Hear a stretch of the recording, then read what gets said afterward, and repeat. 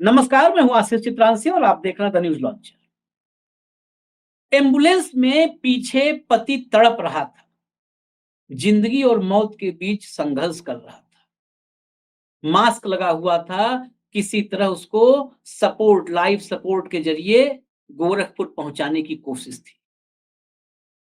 लेकिन उसी एम्बुलेंस में आगे उसी बीमार शख्स के उसकी पत्नी के साथ उसी एम्बुलेंस का चालक दुष्कर्म करने की कोशिश कर रहा था, इज्जत लूटने की कोशिश कर रहा था। ऐसा शायद आपने कभी नहीं सुना हो, जो घटना, जो वाकया हम आपको बताने जा रहे हैं। ये वाक़ई भीतर तक झकझोर के रख देगा। और ये सब होने के बाद योगी आदित्यनाथ की पुलिस ये कहती है कि यहाँ नहीं फला जगह एफआईआर होगी। जबकि तमाम कानून कायदे की बात होती है और खासकर ऐसे मामलों में जहां इज्जत लूटने की बात हो, महिला अपराध की बात हो, तो बड़े-बड़े दावे होते हैं कि कहीं खड़े-खड़े सपोर्ट मिल जाएगा। हंगामा, उस पर राजनीति, लेकिन हकीकत ये है। आज काफ़ी दूर और व्यस्त शेड्यूल में भाऊ थे, लेकिन ये विषय ऐसा था कि वहाँ से वक़्त निकाल कर के जुड़े हैं, वो कंट्रोल रूम जोड़िए, क्योंकि ये विषय बहुत ही झकझोर देने वाला, ऐसा मामला महिला अपराधों में मैं पहली बार सुना। तमाम घृणित मामले आते हैं, पहली बार। भावुक घटना आप सुनेंगे, मैं शॉर्ट में ब्रीफ कर दूं। ये मामला है लखनऊ के इंदिरा नगर में। एक महिला अपने पति को एक नर्सिंग होम में भर्ती करवा के रखी थी। तबीयत काफी खराब थी। सिद्धार्थ नगर की रहने वाली महिला थी। वो जब पति का इलाज करवा रही थी तो अपने 17 साल के भाई को भी बुला ली थी वहीं लखनऊ। उसके पास पैसा खत्म हो गया। नर्सिंग होम में पैसा कितना लगता है तो सबको पता है, आम आदमी को पता है। पैसा खत्म हो गया। उसने डॉक्टर से रिक्वेस्ट की कि डॉक्टर साहब, हमारे पति को आप डिस्चार्ज कर दीजिए, हम ले जाते हैं, जो ऊपर वाले की इच्छा होगी वो होगा, या कहीं और ले जाएंगे, ट्रीटमेंट करवाएंगे। गोरखपुर मेडिकल कॉलेज सरकारी है, उसमें ट्रीटमेंट करवाएंगे। नर्सिंग होम से एक नंबर उसको एम्बुलेंस का मिलता है कि ये इस पे कॉल कर लो, एम्बुलेंस से जाओ, जहां भी जाना है चले जाओ। उसने वहां हिसाब किताब किया, एम्बुलेंस को कॉल किया, एम्बुलेंस आ गई। 28 अगस्त को 6:30 बजे उस एम्बुलेंस में अपने पति को पीछे वो करती है, लिटाती है। पति की हालत ऐसी होती है कि वो ऑक्सीजन के सपोर्ट पे होता है, मास्क लगाया जाता है। उसका भाई और खुद वो महिला, वो पीछे एम्बुलेंस में बैठती है। एम्बुलेंस ड्राइवर और उसका सहयोगी एम्बुलेंस लेके चलते हैं। रात में करीब 10-11 बजे के आसपास किसी पेट्रोल पंप पर रात होते-होते वो रोकते हैं। और वहां आकर के ड्राइवर बोलता है कि ऐसा करो कि तुम आगे मेरे साथ बैठ जाओ महिला से, क्योंकि रास्ते में पुलिस की चेकिंग बहुत होती है और पुलिस एम्बुलेंस रोक लेती है। तुम आगे बैठोगी तो पुलिस रोकेगी नहीं एम्बुलेंस। महिला संदेह करती है कि ऐसा कौन सा एम्बुलेंस क्यों रोकेगी, लेकिन वो दबाव बनाते हैं तो महिला को लगता है, उसके पति की हालत इतनी खराब होती है, वो आगे बैठ जाती है, पीछे उसका भाई बैठ जाता है। उसके बाद जो सिलसिला शुरू होता है, करीब 100 किलोमीटर तक उस महिला के साथ, मतलब उसकी इज्जत लूटने की जितनी कोशिश वो ड्राइवर उसके सहयोगी कर सकते हैं, उसके साथ जो भी वो करते हैं। वो चारों तरफ से ग्लास बंद होता है, एम्बुलेंस में चीखती है, पुकारती है, कोई आवाज कहीं नहीं जाती है, पीछे भी आवाज नहीं आती, बिल्कुल पैक होता है। उसका हाथ पांव चलाना, लगातार चीखना, हाथ पांव चलाना, कुछ पीछे उसके भाई को आभास होता है। जब पीछे उसके भाई को आभास होता है तो वो भी चीखना और पीटना एम्बुलेंस को शुरू कर देता है, भाई। फिर ऐसी स्थिति में ड्राइवर को लगता है कि आगे पीछे दोनों तरफ चीख रहे हैं, अब मामला गड़बड़ हो सकता है। तो वो बस्ती में, अयोध्या से मुश्किल से 15 किलोमीटर आगे छावनी है, छावनी थाना भी है। अयोध्या से गोरखपुर की तरफ चलने पर बस्ती जिले में पड़ता है। छावनी में वो एम्बुलेंस रात में जो है खड़ी करते हैं, ड्राइवर और उसका साथी। वो उतरते हैं, महिला को उतारते हैं और उसके भाई को अगली सीट पे ले जाकर के लॉक कर देते हैं अंदर।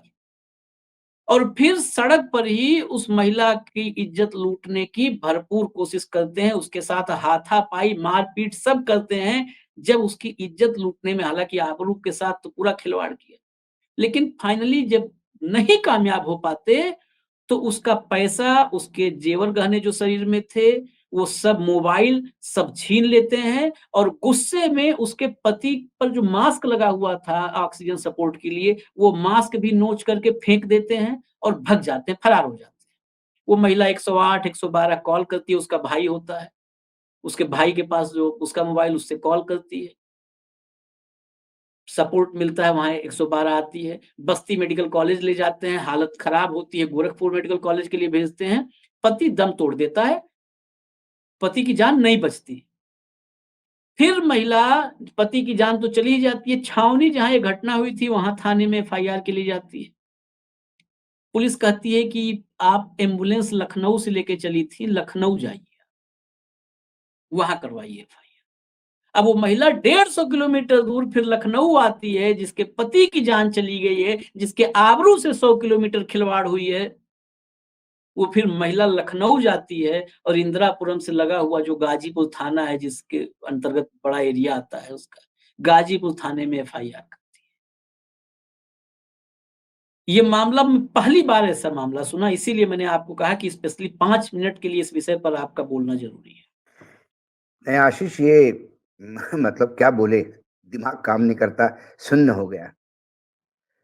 हॉस्पिटल में महिला सुरक्षित नहीं, कॉलेज में महिला सुरक्षित नहीं, मंदिर में महिला सुरक्षित नहीं, एम्बुलेंस में भी महिला सुरक्षित नहीं। एम्बुलेंस तो जीवन देने की जगह है।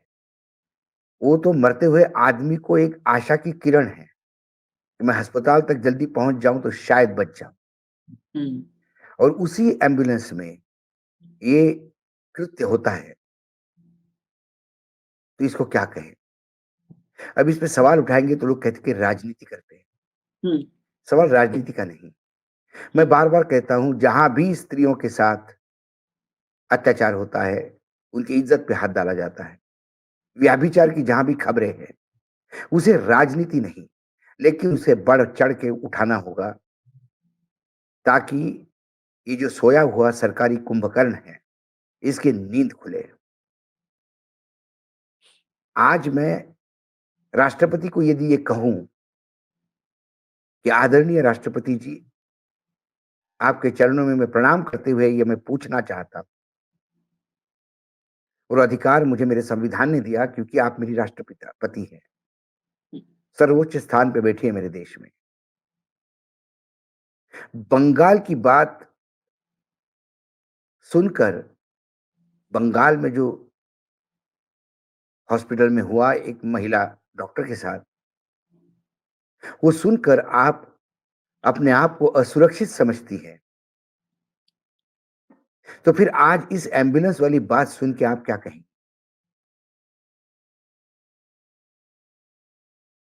क्या एम्बुलेंस के लिए भी अब सिक्योरिटी देनी पड़ेगी? मरीजों के लिए सिक्योरिटी देनी पड़ेगी? और समाज में इन दरिंदों का कितना हिम्मत बढ़ गई है आशीष। ये घिनौने लोग तो है ही, क्योंकि किसी महिला का पति जीवन मृत्यु की लड़ाई लड़ रहा है पीछे एम्बुलेंस में, उस महिला के साथ आप दुराचार करने का प्रयास करते हैं,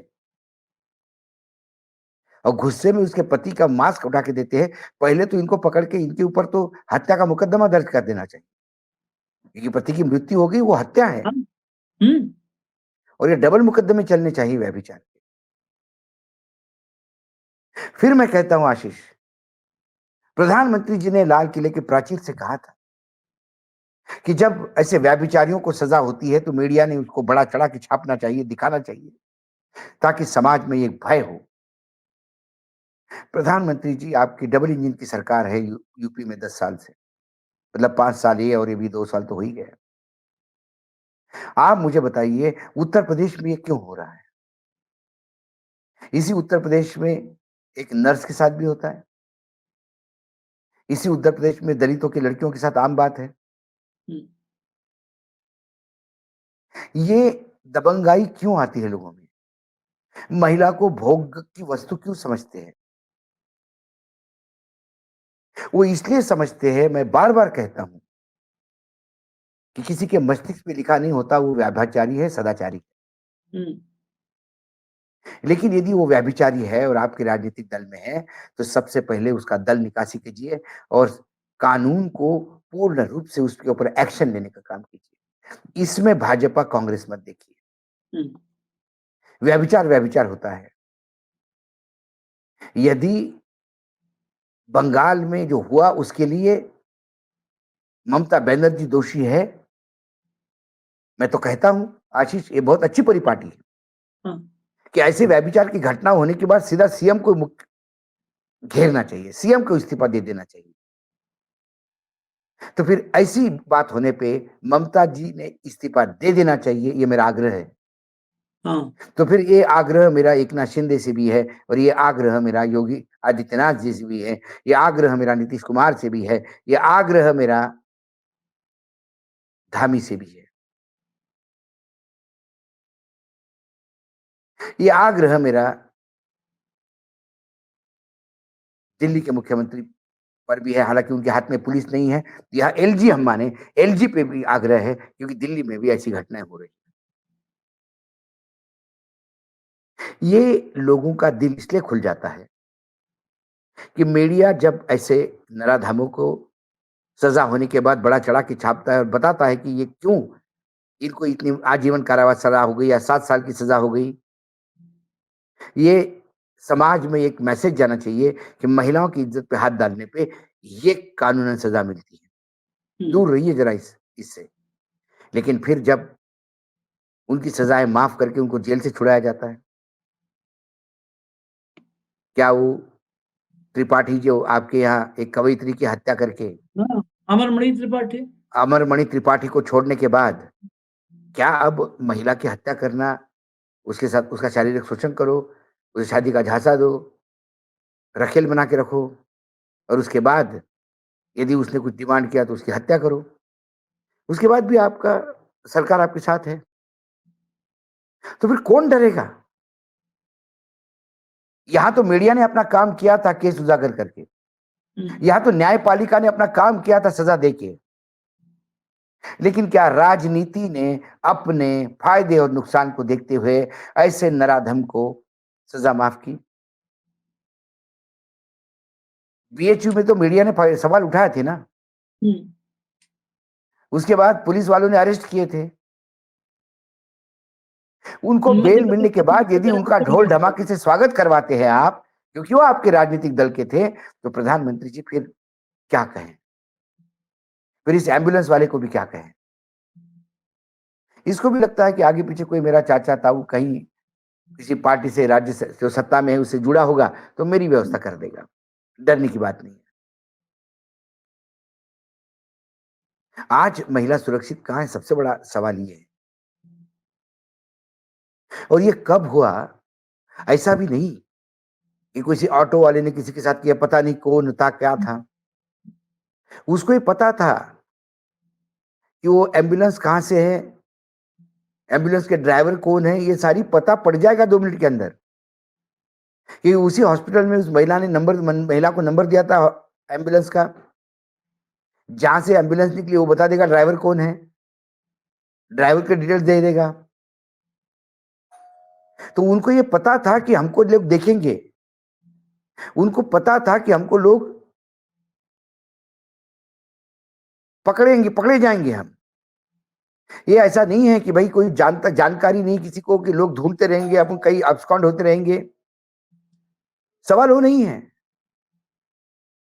सवाल ये है कि ये सब जानते हुए भी उसने किया, इसका मतलब वो कितना निडर हो चुका है। और वो निडर इसलिए हुआ है कि ये व्यभिचार का काम करने वाले लोगों को स्वागत होता है।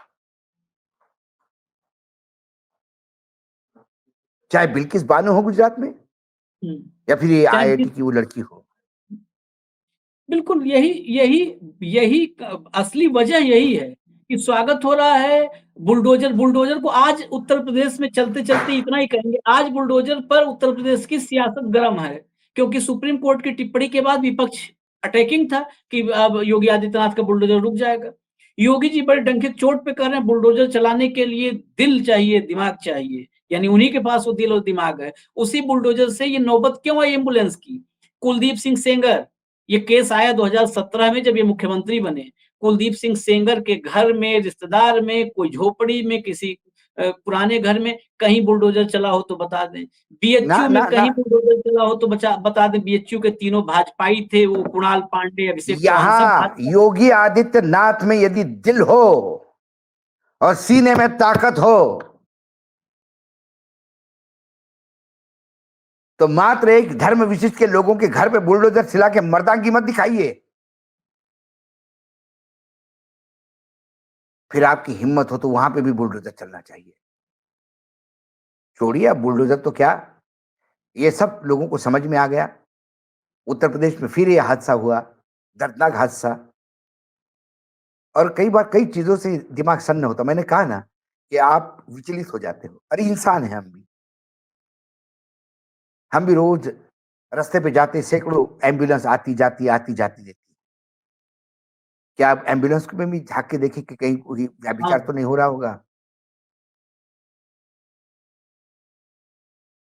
ये इस घटना ने सबसे बड़ी बात एकदम आपने कहा कि अब एम्बुलेंस भी, ये घटना देखने के बाद लगा कि अब एम्बुलेंस भी संदिग्ध हो गई कि इस एम्बुलेंस के भीतर भी इज्जत लूट रही होगी किसी बहन-बेटी की, ये भी अब संदेह पैदा होने लग गया। संदेह पैदा होने लगा। ये खबर इसीलिए लाई थी, इस खबर को बहुत लंबा नहीं, जो खबर थी हमने बता दिया, इस पर भाऊ की भी टिप्पणी आप तक आ गई। लेकिन ये खबर, ये हमारे लिए सोचने का विषय है, सरकार के लिए नहीं है। आपको ये अब समाज के तक लिए ये खबर, हाँ, ये समाज के लिए है। ये खबर एक पत्रकार, मतलब एक मीडिया ग्रुप अमर उजाला, उसके पोर्टल पे आई। अब तक मुझे ये खबर और कहीं दिखी नहीं थी, इसलिए मैंने तत्काल लाया इस खबर को दबा करके, क्योंकि खबरें आ नहीं पाती हैं। ये खबरें आप तक जा नहीं पाती हैं, खबरें दफ़न हो जाती हैं, और खबरों को दफ़न नहीं होने देना। इन खबरों को इसमें अगर आशीष आप, आशीष इसमें ये भी है हुँ, कि जीरो जीरो एफआईआर कहीं भी दर्ज हो सकती है। एग्ज़ैक्टली मैं शुरुआत में वही इशारा कर रहा जब था कि कानून है महिला अपराधी, हाँ, तो सबसे पहले तो वो पूरा थाना सस्पेंड कर लेना चाहिए। पूरा थाना बस्ती होना वाला, चाहिए, पूरा थाना होना चाहिए। ज़ीरो कि एफआईआर पे तो आप मुझे आसाराम बताइए, हुकूमत दंड मुझे एक काट बात रहा है। बताइए, आज कोई आपको गाली भी देके जाए तो आदमी विचलित होता है। हुँ, किसी महिला के पति की मृत्यु हो गई क्योंकि वो उसको बचा नहीं पाई। हाँ, वो इसलिए नहीं बचा पाई कि उसने अपनी इज्जत लूटने नहीं दी। हुँ, उसको लग रहा होगा कि काश मैं इज्जत लूटने देती तो शायद मेरे पति बच जाते। उनको ये मालूम नहीं था कहीं नराधम उनका मांस खटा के ले जाएंगे। हुँ, उसकी पति की मौत हो गई, उसकी इज्जत लूट गई, उसके गहने चोरी, सब जो पूंजी थी उसकी सब चली गई। उस रिकॉर्ड मानसिकता करना। में उसे तो तुरंत प्रोटेक्शन देना चाहिए समाज ने। उस पुलिस वाले ने तो कहना चाहिए था कि बहन जी आप चिंता मत करो, अब आप सुरक्षित जगह पे है। अभी एफआईआर दर्ज करते आपको पूरा, उसको पूरा सम्मान देना था। ये लखनऊ हाँ, भेज रहा था, लखनऊ उसको जाओ लखनऊ वहाँ भेज रहा एफआईआर था। करें। एक एक ये एक हमने ये अभी है, कल परसों किया केस किया जिसमें 10-12 घंटे वो लड़की को थाने में बिठा के रखा। हाँ, बाराबंकी का मामला, और 1 लाख बाराबंकी का रुपए में मामला। आबरू की कीमत 1 हाँ, लाख एक रुपए लगाई, कीमत लगा सौदा रहे हैं। करवाए। और भाषण सुनते रहिए बस आप लोग, चलते-चलते फिर हाँ, इतना ही कहूँगा, भाषण सुनते रहिए कि हम्म, जो महिलाओं के, बेटियों के इज़्ज़त से खिलवाड़ करेगा, अगले चौराहे पर यमराज से मुलाकात होगी। भाषण हाँ। सुनिए, भाषण। ये भाषण की प्रतियोगिता बना दिया इनके है सरकार पुरानों के यमराज समोसे और कचौरी खिलाते हैं। ने। हाँ, इनके पुरानों के यमराज बर्गर और पिज्जा खिलाते होंगे। हुँ। यमराज तो प्राण लेने के लिए आते थे। इनके यमराज इज्जत लूटने वालों को जीवन दान देने के लिए आते क्या? ये एक अहम सवाल योगी आदित्यनाथ के लिए। इसी सवाल के साथ अभी फिलहाल इस विषय पर लेकिन सोचिएगा ज़रूर, इजाज़त दीजिए, ये सोचिएगा ज़रूर कि हो क्या रहा है। ये भाषण की प्रतियोगिता का मंच नहीं है, ये उत्तर प्रदेश है और यहाँ पर 24 करोड़ लोग रहते हैं। नमस्कार।